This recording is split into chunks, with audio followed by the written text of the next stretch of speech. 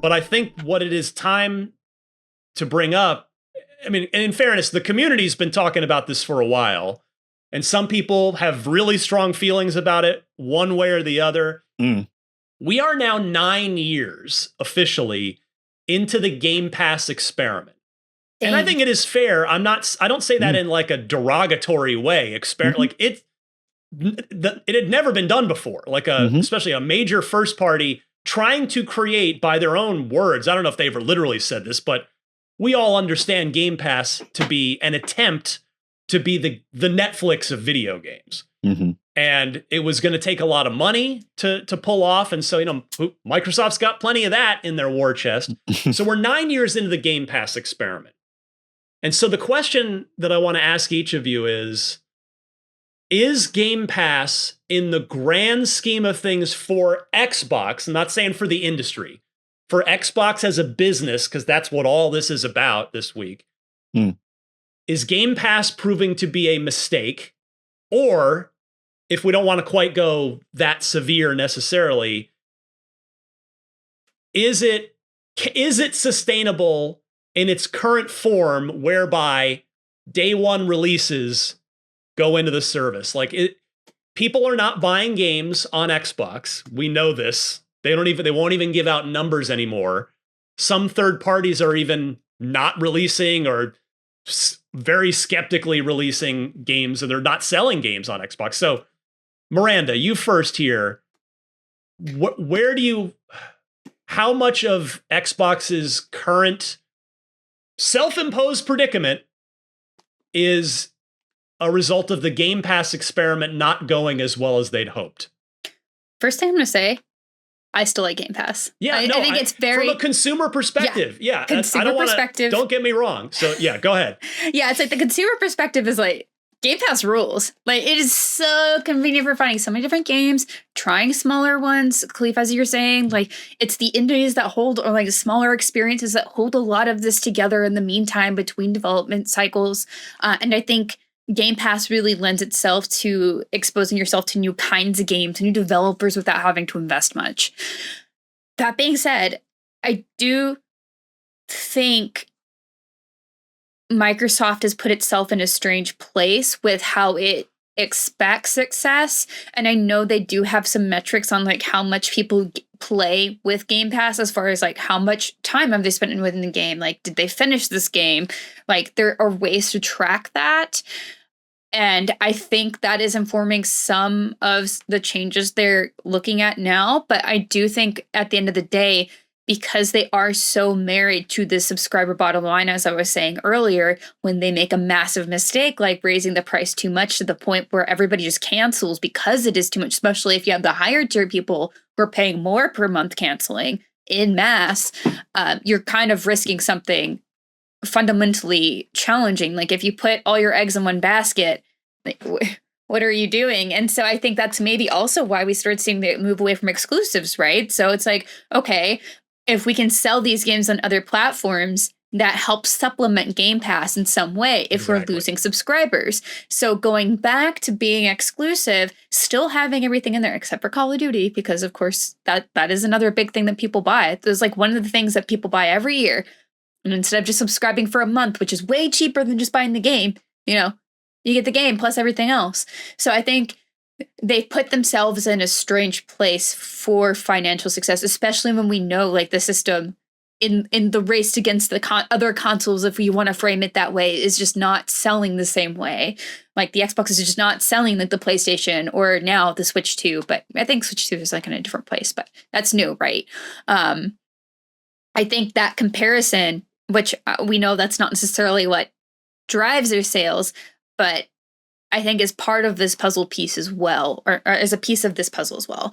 And it's that hard line of, well, I want these studios and Xbox to continue, but I also selfishly want Game Pass to continue as it is, because it is so helpful for being able to play these games. I think I've said it before too. Like, if I had Game Pass as a kid, it's like insanity, like incredible exposure to all these games. And that is something that I think Phil really built on, when like really nailed with his team was that they wanted games to be something that people can get into as a hobby when it is getting more and more prohibitively expensive. I think, of my childhood of how many games I had access to simply because of money, like how much pocket change I had to save just to get one game and how long that took and how picky you had to be. And the ecosystem of games access is changing so much as far as like free to play and other experience based games that Game Pass still likens to that free feeling in a way. That being said, they still have to make money. So like I think it is a challenge for them to solve. And I don't know what the solution is. Like that comes into a financial point where I'm like, that is beyond me. I'm a writer, but I can critically analyze that. Obviously, this is a problem, but because of how volatile, like a subscriber-based organization, like if you're running this massive division on subscribers, that is like a really hard place to be if you falter. So, yeah, I think the thing that I go back to is a couple of different things. So like last night I downloaded Beatdown Survivors. Shout out to my friend New Challenger out in the world. And knew of that game, was like, oh, I forgot it's on Game Pass. Let me go play it and check it out and go in. And I had a blast with it. And then I wound up buying it, right? I use Game Pass as a try it before you buy it space, right? Alongside the day one layer of it that I think is really important, right? So I'm a person who am looking at the service as a person who is thinking about, even thinking about the kind of good stewardship part that you talked about a little bit earlier in the show, Miranda, around like, I know that there are games that wouldn't have actually been out in the world without Game Pass, right? They have been subsidized by the upfront money that you wind up getting, and they wind up bridging the gap between getting your thing made or not getting your thing made, right? Some of those people may not have ever gotten the amount of sales that would have been able to recoup whatever that development cost was for them, right? Then you have the Call of Duties who are going to sell no matter what you do. And I'm sure that when you think back about like how much money they potentially didn't make by putting it in Game Pass, that might have not been the right direction for where that game winds up landing in that space. I always think of this thing as like one of the things that is missing in this era of gaming, at least this last this last era of gaming, whatever this last generation. Thank you. That's the word I was looking for. Was that we don't have a lot of portfolio curation anymore.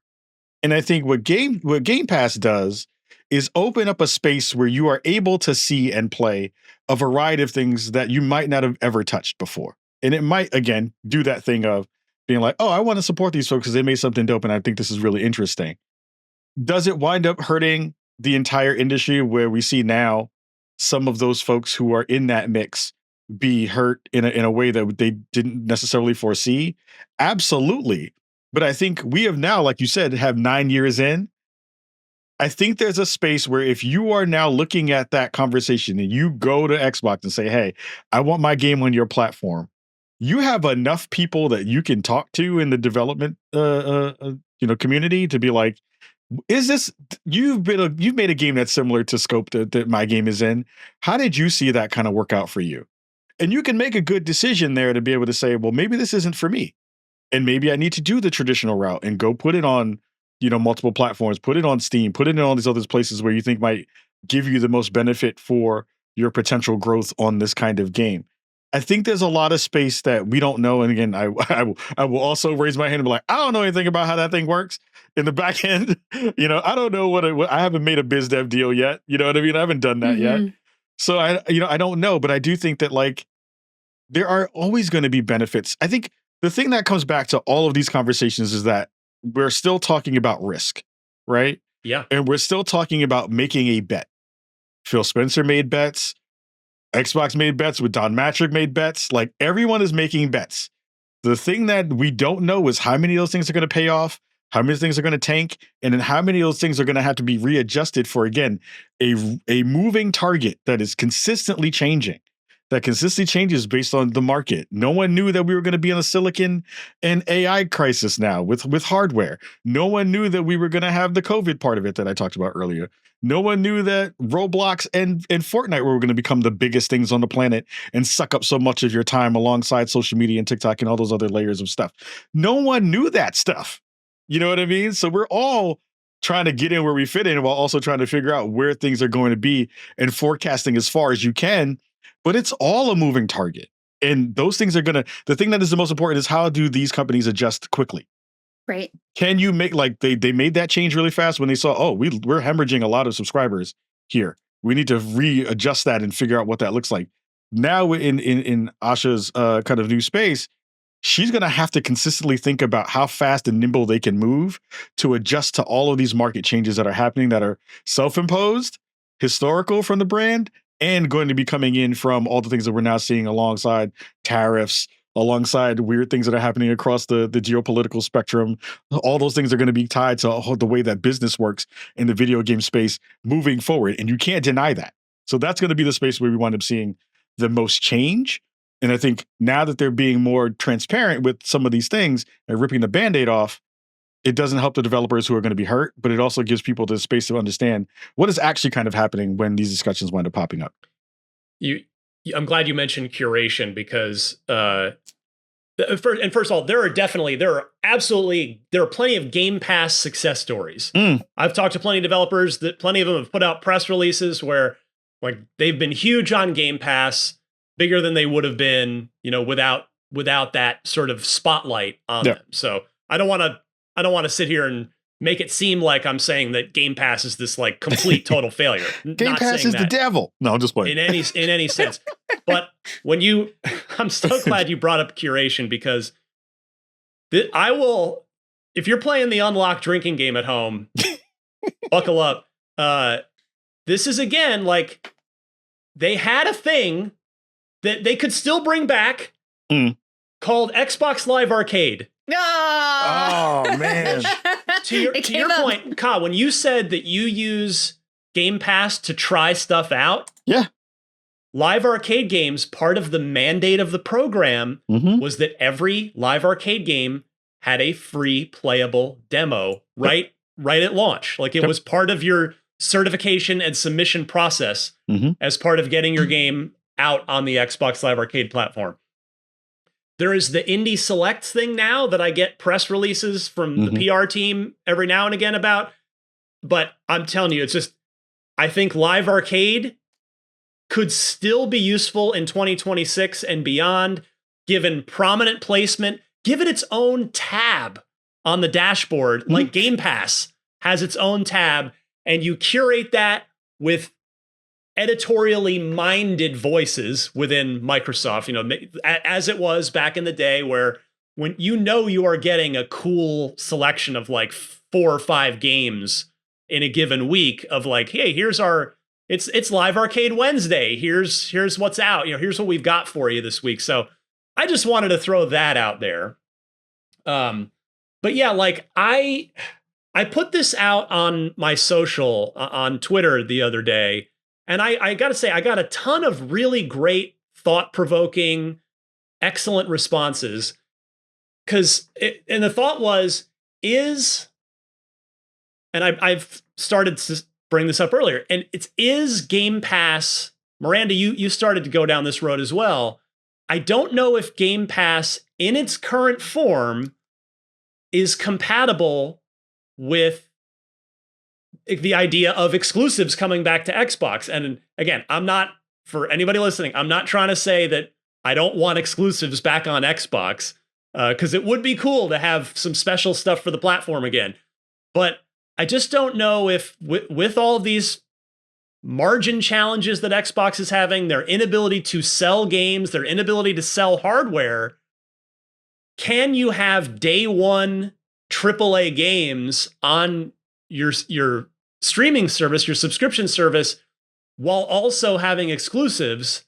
Because I'm just not sure that you can make the revenue on that work. Like, I will say, as a pretty uninformed perspective, because I don't I don't know exactly how much Gears of War E-Day costs to make. I know it's pretty damn expensive because they've been working on it for a long time. It's a AAA production, but I do have concern about the future viability of Gears. If what's the metric of success for Gears of War E-Day when it clearly it's going to end up costing them a lot of money to have made by the time this thing comes out, especially when you factor in marketing and all that stuff, when the only place to play it is on the distant third place console platform and on the thankfully growing PC platform. So that's, and you've got Game Pass. Like, are people going to sign up for Game Pass to play Gears of War E-Day? They might, but are they going to stick around for 3, 4, 5 months, or at least the equivalent price of what it would be to purchase the game? Maybe not. They might just subscribe for a month, maybe 2, and then be like, all right, I played my Gears and there's nothing else here that I super care about right now. I'm out. So that's where I don't know the answer, but we do know Asha said in the very beginning when she first started that Game Pass would continue to evolve and continue to change. And I think they're probably trying to figure that out right now, because I just don't see how economically, again, I'm on the outside, I don't know their numbers, but to my layman brain and eyes, I just don't see a way for Xbox console exclusives to coexist with Game Pass having day one AAA new first party releases, and for that to be any more economically viable than the mess that they currently find themselves in. Yeah. It feels like they have to reckon with these two paths that they have, that like they went one way, right? With Game Pass multi-platform kind of becoming more of a place to publish games rather than like an exclusive console ecosystem. And like, we have this as an option if you want it. And that's kind of the direction they were moving in. And now they're like, wait, this isn't popular enough. Like, we're losing like fan base in some way. So like, let's completely change direction, which is what Asha's doing. But then that kind of is at odds with what they were building for the past few years, right? And so it's like, but how do you like reckon those two ideas? And I think the unfortunate thing that I think will lead us into our next topic a bit too is shutdowns. That is the reckoning. The reckoning is, well, this is it working out in the way we wanted financially, or how we can like realistically manage what we want to do. So we're going to go instead be back in competitive space with console, like the console market. Like, we do actually want that, and PC specifically, and refocus how we're doing things instead of being a bigger, wider, kind of almost like publisher aligned thing with options for hardware and accessories. So yeah, I think for me, I think about my usage of Game Pass in this way, and I think if you take day one out, that becomes a much less exciting prospect for me. For sure. Day one is the reason why I have Game Pass currently at this point. It's the reason I want it. I think the potential fix for them could be, and this is probably not right, because I think about, the price of a game is $70. We know that AAA games and kind of your marquee games are going to be in that space. I think about how much money I've spent on Game Pass leading up to when a release is happening, and I've already paid for Gears of War E-Day. If you think about what I've paid over the monthly time that a game subscription has gone, I've paid for E-Day already in that way.